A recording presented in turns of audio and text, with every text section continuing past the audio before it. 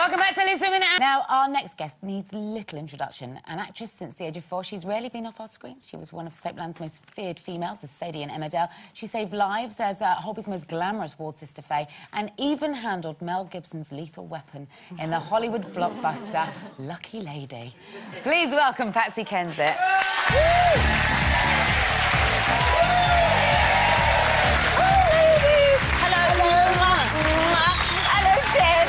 How are you, Kate?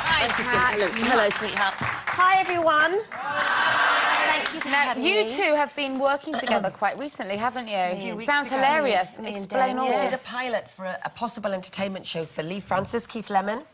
And it was me playing Cheryl Cole 20 years in the future, and Patsy playing Lady Gaga in a supermarket, because reality television has ruined people's careers, so they have to get normal jobs. So I was playing Cheryl Cole, who was sacked off the meat counter 20 years to the day of getting sacked off the X Factor. And they've given Lady Gaga at the meat counter. She's having a meltdown. I mean, fantastic. You're very funny. It was very funny. And Lee's amazing. Pat Shaw playing Jedward, and they couldn't find a role for him, so they used him as a brush to sweep up the So that's a game show? No, it's like for a possible Saturday night show. Possible, but you know, Lee. I mean, I worked with Lee years ago. I did both Selector with him. You did. You were very game. Very game. Yes, he's an old friend. But Dem was fantastic. We had a real giggle, didn't we? It was a hoot. Yes, it was a hoot. She had no problem handling the sausages and all the meat, and I didn't want to touch them, and she was squeezing them and throwing them. I was like, you'd be amazed at how good she is at sausage with meat.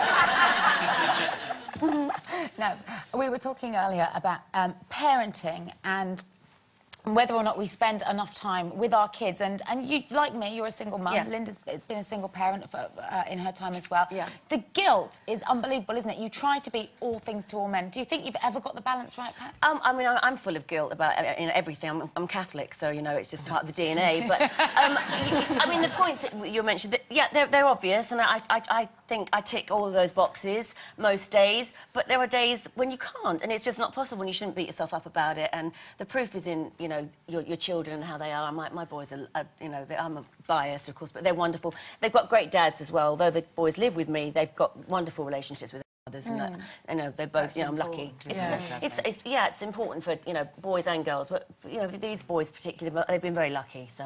Do you still have Sunday lunch with your son every? It's a family rule. Yeah. That was a family rule, and the thing is, my eldest son's 19 in September, and my youngest is about to become. He's turning 12 in September. And I've got moments with my little one wanting to be with me. He still wants to do everything with me, and I know he's seconds away from not wanting to come near me. But the eldest one now is wonderful again. He wants to, you know, it's okay to say I love you, Mum, and hold my hand. And I mean, I had 5 years of him not wanting to talk to me. I remember when I saw you. You were with him having lunch, and you came outside to where we were sitting, and you went, "Oh, I love it. We have lunch all the time, and I make sure we definitely do it." But he doesn't talk to me. He just sits there and eats. And that's it. So you know, you're doing the lunch thing. Eating, but you're not actually talking.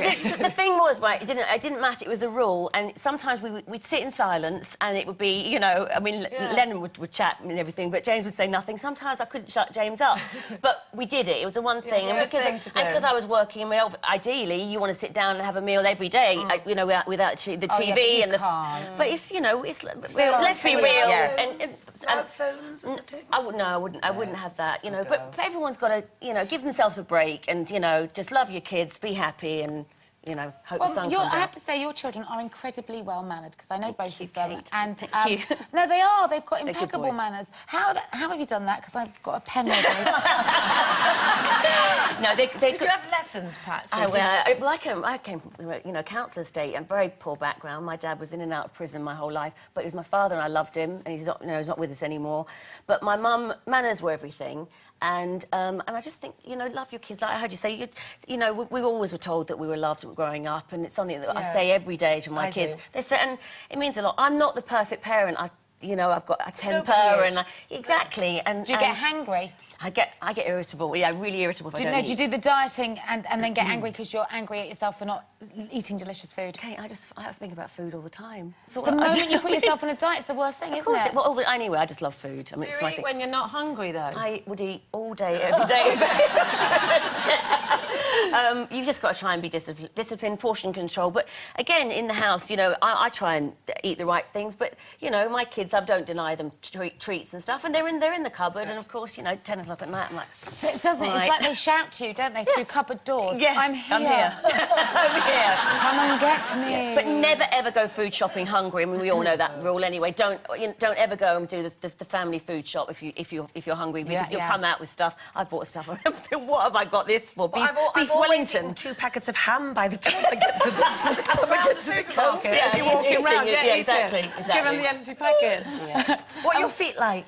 Well, my feet. Well covered up today, aren't they? I'm of Irish descent, and this is no, you know, and I'm proud of that and everything. But my feet, you could dig potatoes with my toes. They're huge.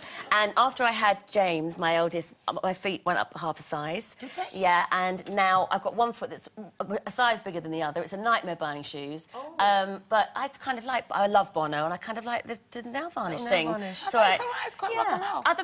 I mean, my boys' feet, I'll do anything, touch them, you know, wash their socks for years, all that stuff doesn't bother me. But other people's, I'm not really. I always think that's a sign that you really love somebody. No, don't touch her feet, they're horrible. Oh, I love her. You're very brave, Pat. Thank you for coming in today. Ladies and gentlemen, let's hear it for Patsy Kenton. And Kate, to you as well. Well, that's it for today, and that's it from me. Thank you, ladies. For 2 wonderful years, I've had a blast. I will miss the crew, I will miss the team, I will miss all of you, but my liver won't. You can join Andrew and the girls tomorrow for the last in the current series. Bye-bye.